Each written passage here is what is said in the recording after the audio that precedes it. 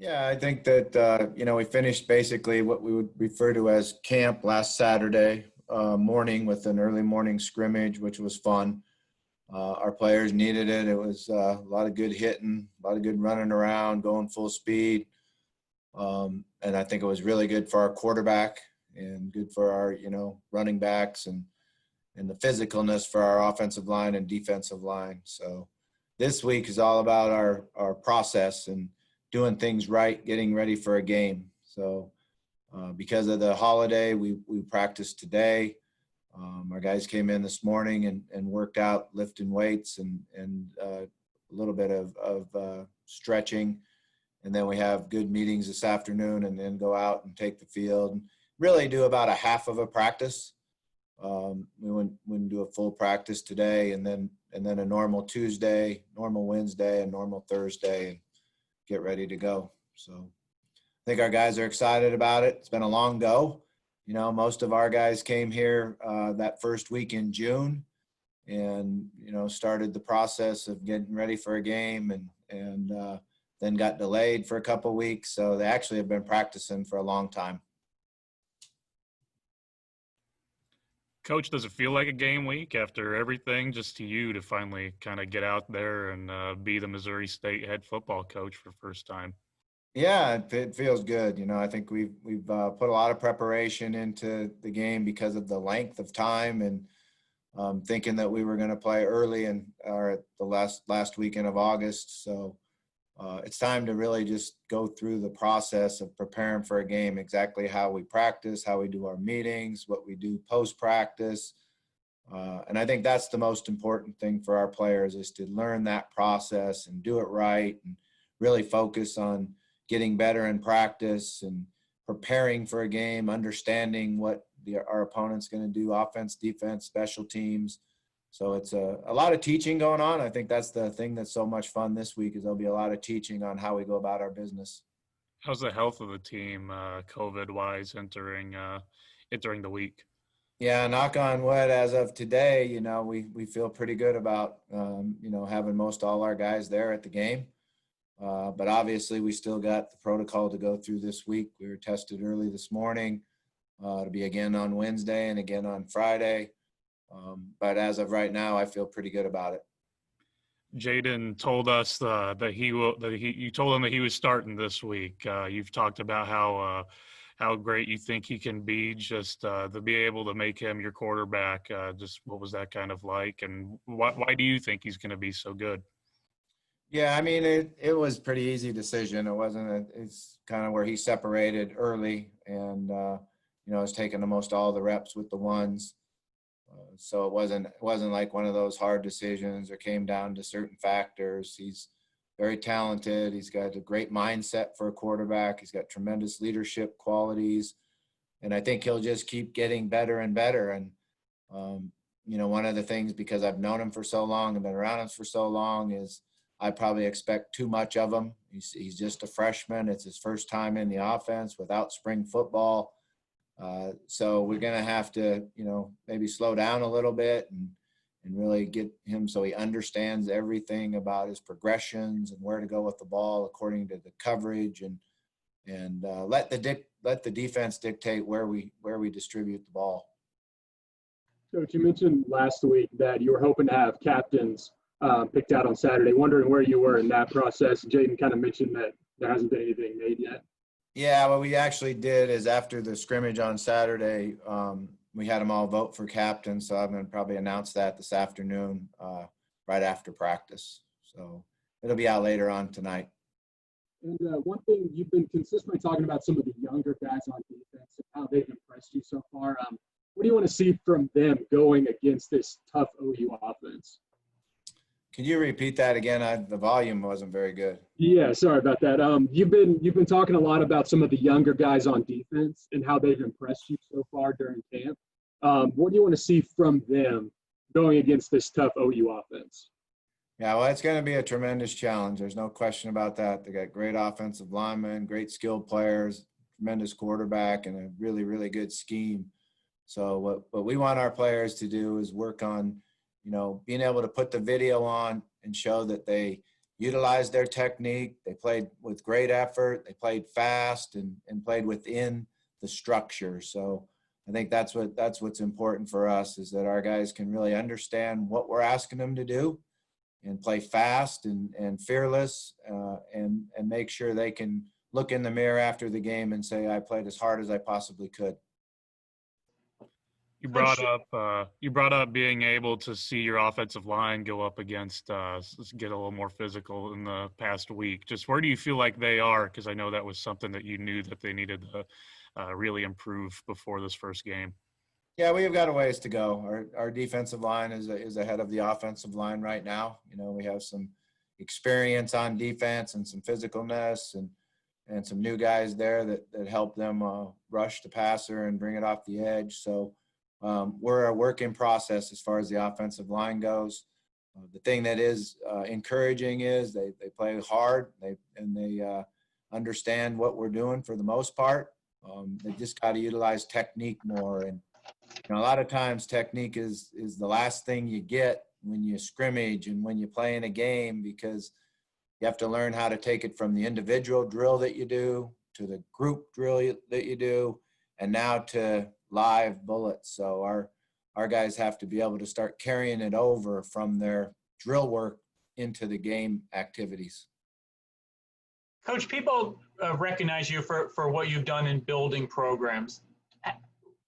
Can you talk about some of your thoughts about having that kind of reputation as a program builder, and just what you've learned about Missouri State over your time there so far?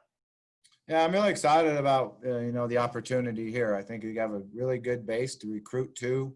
We've got a really good area where we can go out and find not only high school players but junior college players.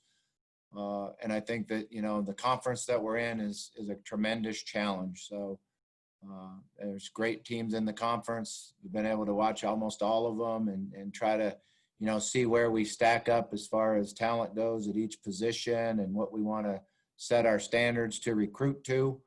But I think we got some work to do. We've got some building to do. And, and when we build a program, I think it's important that you celebrate your small successes and your private successes. And, private victories always precede public victories. So we've got to get where we feel good about ourselves. And I think our players are that way right now. They like the way they've been in practice. They like the passion and energy that's out on the practice field.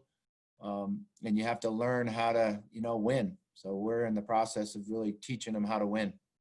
Well, what is one thing that's happened where you can point to and say, here's why we're going to win? Yeah, I think just the overall attitude right now and the fact that they've shown a tremendous amount of dedication and toughness with this crazy pandemic that's going on. It's not easy. Every day is a challenge. Every day is something new. Every day is, someone back, someone gone. And they've done a great job of just being able to focus on learning and focus on going out on the field and working really hard. Thank you. Hey, Coach, you and Lincoln Riley have coached 3 of the past 4 Heisman Trophy winners. As a coach, what does that mean to you? And what does that say about the job that Riley's been able to do at Oklahoma?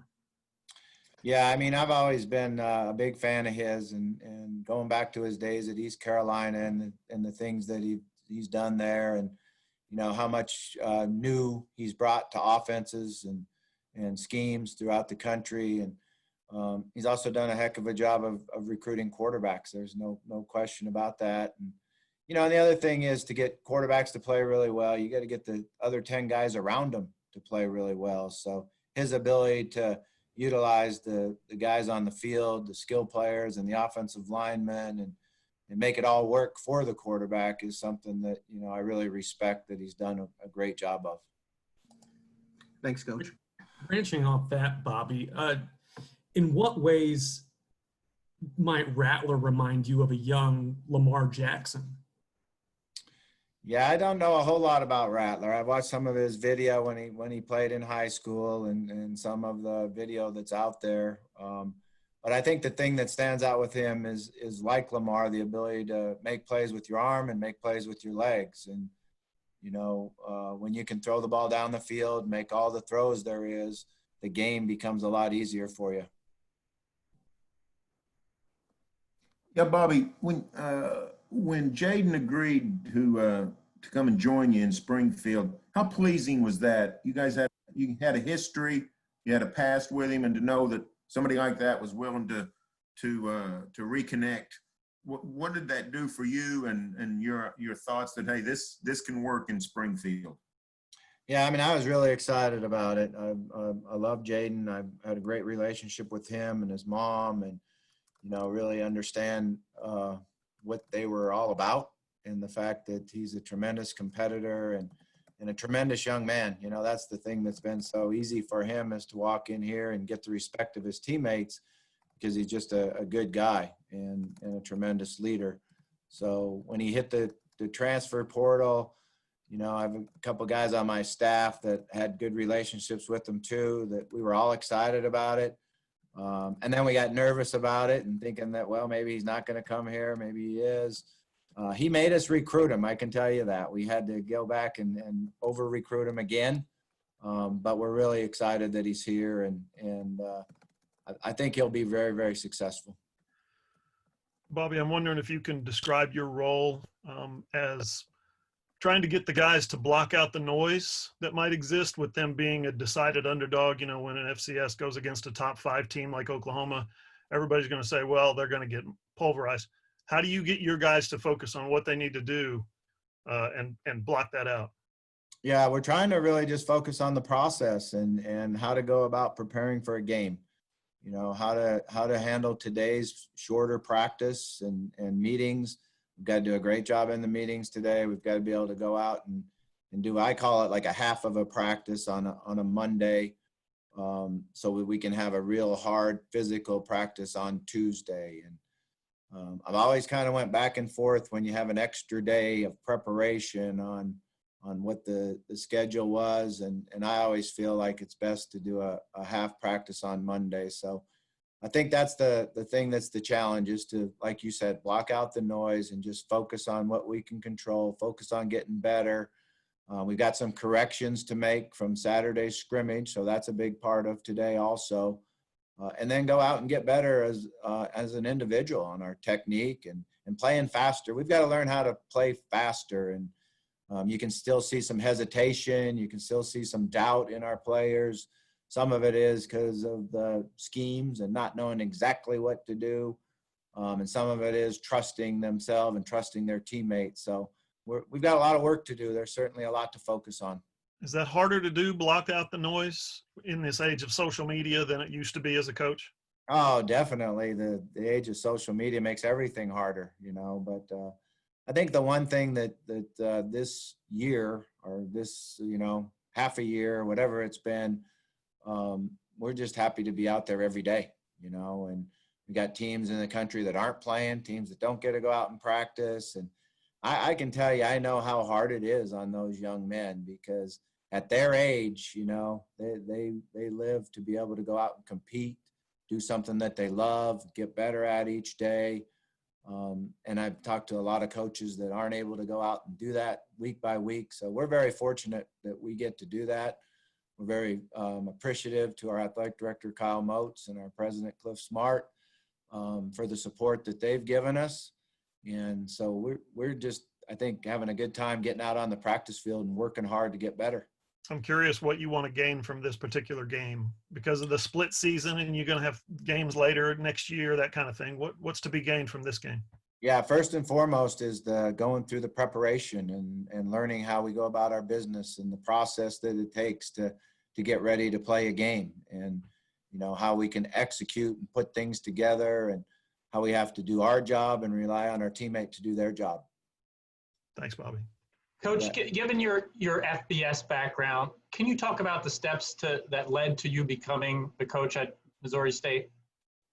Yeah, well, I've had a previous relationship with Kyle Moats, and we knew each other when he was assistant athletic director in my first time at Louisville. So when the job came open, it was interesting, and they've struggled. In fact, I was here the last time they were in the playoffs as the offensive coordinator for the University of Idaho 30 years ago. So, but I'm very familiar with the area and with Springfield. Actually came up here with my daughter when she took an official visit for golf for the golf team. And it's an area that we really like and enjoy. And, you know, I feel like it's a great challenge and something that I'm looking forward to. Thank you. Coach, you added 3 talented transfers here late: Jeremy Webb, Montre Braswell, and Breon Dixon. Just kind of what have they brought to your defense so far? Yeah, Jeremy's doing a really good job. His, you know, ability to play on the edge, and, you know, he's tall and long and got really good feet and great instincts. So you'll see him starting in the game. Breon's really getting better. He came in not very good shape, not very good condition, hadn't played for a while, struggled with that. And now he's got his movement back and his agility back and his, you know, endurance. So he needs to have a really good week to get on the field and do a better job for us. And then, unfortunately, Braswell didn't get the waiver from the NCAA, which is really disappointing. Here's a young man that did not have a computer, wasn't able to take classes and go to school, worked at nights to support his mom and his grandmother, and the NCAA wouldn't give him a waiver because he was a 1.9, which was eligible to play at Central Michigan. So it's one of those deals where you always question what the NCAA is doing and why they give waivers to certain programs and certain people and not others, because he actually is one that really needs it and certainly deserved to get that waiver. Guys, we've got time for maybe 1 or 2 more questions before we let Coach go. Hearing none. Coach, we want to thank you for your time. Yep. Health at running back. Just kind of what are you guys looking at this week? Because I know you were hoping to get Jeremiah back. Yeah, Jeremiah's not going to be able to go in the game, which is in one point disappointing, but also the fact that he is getting healthier and you know, has his speed back and his balance back and all that. But he won't be able to go. So we got everybody else, though, that should be ready to go.